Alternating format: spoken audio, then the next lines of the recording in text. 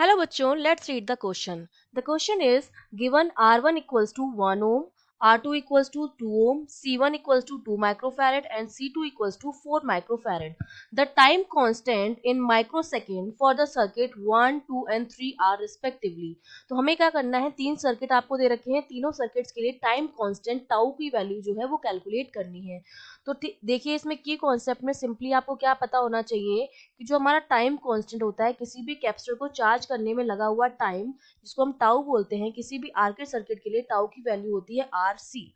अगर एक से ज्यादा कैपेसिटर और एक से ज्यादा रेजिस्टेंस जुड़े हुए हो तो हमारा टाउ जो हो जाएगा वो कितना हो जाएगा, सी का इक्विवेलेंट, और उस सी के करस्पॉन्ड जितना आर का इक्विवेलेंट आ रहा है वो हमारा आर का इक्विवेलेंट। तो इस तरह से हम निकालते हैं अपने टाउ की वैल्यू। तो हमारा जो फर्स्ट सर्किट डायग्राम दे रखा है उसमें आपके दो कैपेसिटर लगे हुए C1 एंड C2, इनकी वैल्यू कितनी है, एक जो है आपका 2 माइक्रोफैरेड का है और एक आपका 4 माइक्रोफैरेड का है।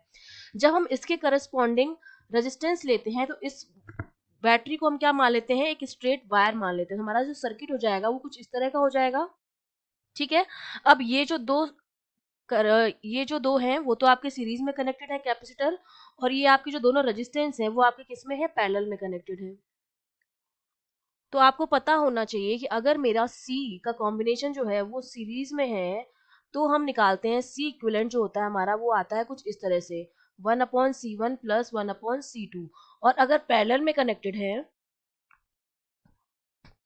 तो C इक्विवेलेंट हमारा जो आता है वो आता है C1 प्लस C2। सिमिलरली अगर हमारे रेजिस्टेंस जो है वो अगर सीरीज में कनेक्टेड है तो हमारा जो R इक्विवेलेंट आएगा वो हमारा कैसे आएगा, R1 plus R2 plus dash dash dash करके। और अगर पैरेलल में कनेक्टेड है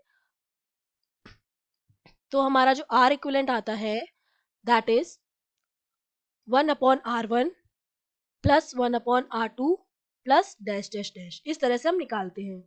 तो हम सबसे पहले जो फर्स्ट वाला केस है उसका हम टाउ कैलकुलेट करेंगे। ठीक है, फर्स्ट वाले केस में आपका C1 और C2 क्या है, सीरीज में है। तो C इक्विवेलेंट हमारा क्या हो जाएगा, C1 into C2 upon C1 plus C2। तो ये हमारे पास आ जाएगा 2 into 1 upon 2 plus 1 that is equal to 2/3 microfarad. Similarly R equivalent हमारे पास कितना आ जाएगा, R इक्विवेलेंट की वैल्यू आ जाएगी, दोनों पैरेलल में कनेक्टेड हैं तो R इक्विवेलेंट हो जाएगा R1 R2 upon R1 plus R2। तो R1 R2 की वैल्यू कितनी है, 1 इंटू 2 अपॉन 1 प्लस 2। तो ये मेरे पास कितना आ जाएगा, 2/3 ओम के बराबर आ गया। तो हमारा जो टाउ आ जाएगा फर्स्ट सर्किट के लिए R C equivalent into R equivalent, तो ये आया है 2/3 और इंटू ये भी आया है 2/3। तो ये मेरे पास कितनी आ गई वैल्यू, 4/9 4। ये हमारी जो वैल्यू आ जाएगी 4 ओम। एक ना C2 जो है हमारा वो 4 था, ठीक है, 2 एंड 4, तो ये 4 है यहाँ पर, ठीक है ना, ये 4 है। तो ये मेरा जो बेसिकली आया है वो मेरा आया है 8/3। ठीक है, 2 इंटू 4 अपॉन 2 प्लस 4, तो ये मेरा बनेगा 8/6। ठीक है, ये जो वैल्यू आई है सी इक्विवेलेंट की वो हमने क्या किया है, यहाँ पर कैलकुलेशन में मिस्टेक है हल्की सी। ये हमारा हो जाएगा 2 इंटू 4, क्योंकि एक जो है वो 2 है और एक जो है वो 4 है हमारे पास। तो 2 इंटू 4 हमारा 8 हो गया और 2 प्लस 4 आपका 6 हो गया। तो ये जो वैल्यू मेरे पास आई ये मेरे पास आ गई 4/3। ठीक है, तो ये 4/3 इंटू 2/3 मेरे पास कितना आ गया, 8/9 आ गया है माइक्रो सेकेंड में। ठीक है, ये जो वैल्यू आई है वो तो है फर्स्ट सर्किट के लिए। अब सिमिलरली हम क्या करेंगे, सेकेंड सर्किट के लिए निकालेंगे। तो सेकेंड सर्किट के लिए देखिए वापस से हम क्या करेंगे, बैटरी को हमने क्या मान लिया है, एक स्ट्रेट लाइन की तरह मान लिया, क्योंकि हमको इन इन कैपेसिटर के करस्पॉन्ड जो रेजिस्टेंस है वो निकालना है। अब ये जो दोनों हैं आपके पास वो तो आपके किस में कनेक्टेड है, पैरेलल में है, और ये दोनों रेजिस्टेंस जो है वो आपके किस में है, सीरीज में है।